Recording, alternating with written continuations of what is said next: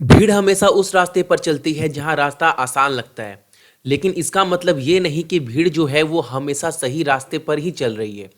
अपने रास्ते खुद चुनिए आप लोग, क्योंकि आपको आपसे बेहतर कोई नहीं जान सकता।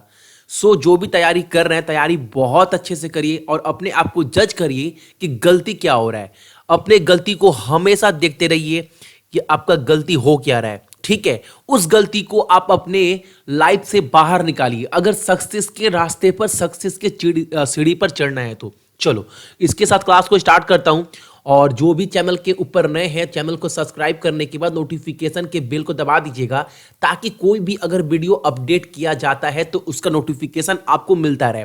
और इसका पीडीएफ आपको सक्सेस की 98.in पर मिल जाएगा। ठीक है, और टेलीग्राम वाले ग्रुप से भी जुड़ सकते हैं, इसका लिंक मैंने वीडियो के नीचे डिस्क्रिप्शन में दे दिया है। और इससे पहले बोलूंगा, क्लास का टाइमिंग एक बार आप लोग और देख लीजिएगा। सोमवार से शुक्रवार मैथ्स शाम को 6 बजे, रीजनिंग रात को 10 बजे, जीएस 8:30 बजे और करंट अफेयर्स सुबह 4:30 बजे। ठीक है, सबका प्लेलिस्ट बनाकर रख दिया गया है, आप लोग जाकर सारे प्लेलिस्ट में वीडियो देख सकते हैं। अभी ज्यादा क्लास नहीं छूटा है, अभी 3 क्लास ही हुए हैं। ठीक है, चलो आज कवर करने वाले हैं हम लोग 8 मार्च के इंपॉर्टेंट करंट अफेयर तथ्य के साथ, जो आपके एग्जाम के पॉइंट ऑफ व्यू से बहुत इंपॉर्टेंट है। ठीक है, चलिए देखते हैं पहला क्वेश्चन हमारे सामने क्या निकल कर आ रहा है।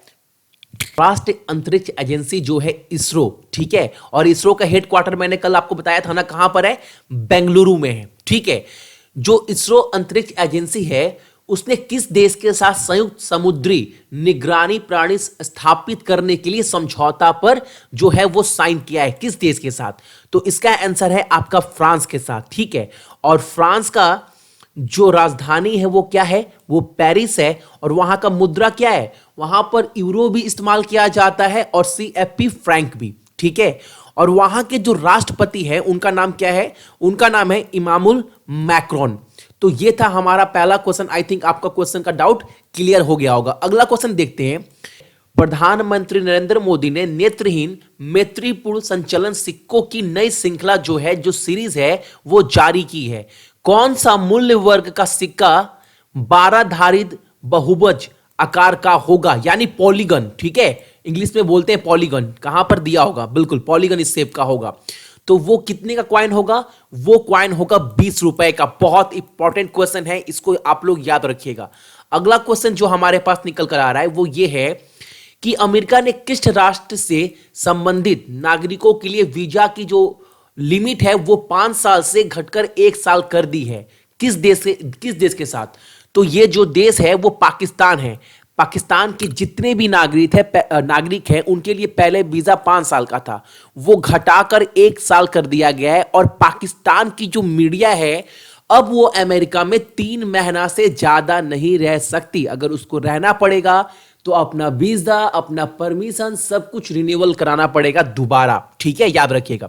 चलो, ये भी पूछ सकता है किस देश की मीडिया, तो आप याद रखिए पाकिस्तान की मीडिया, जो 3 महीना से ज्यादा यूएसए में, संयुक्त राष्ट्र में नहीं, अमेरिका में जो है वो नहीं रह सकती। चलो, अगला क्वेश्चन जो है निकल कर आ रहा है वो ये है कि कौन सी टेक्नोलॉजी कंपनी है जो एक एप्लीकेशन लॉन्च की है। उस एप्लीकेशन का नाम क्या है, यहां पर बी होगा। ठीक है, बोलो।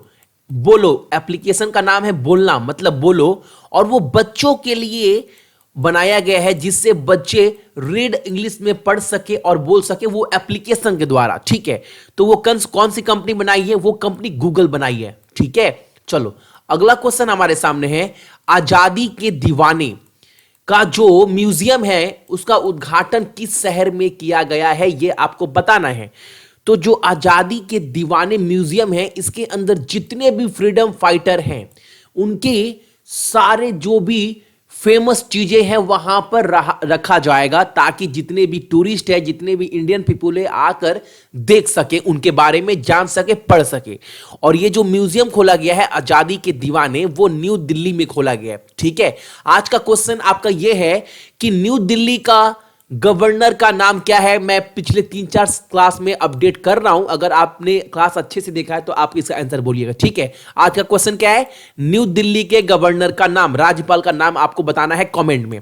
अगला क्वेश्चन है, विमान पुर्जा का उत्पाद जो केंद्र हाल ही में किस राज्य में खोलेगा, जो एयरक्राफ्ट स्पेस है ना, उसका जो प्रोडक्शन है, उसका जो बनने का है, जो फैक्ट्री है, वो कहां पर खुलने वाला है आपको बताना है। ऑप्शन है केरला, उड़ीसा, महाराष्ट्र, तमिलनाडु। तो इसका जो सही आंसर है वो है महाराष्ट्र।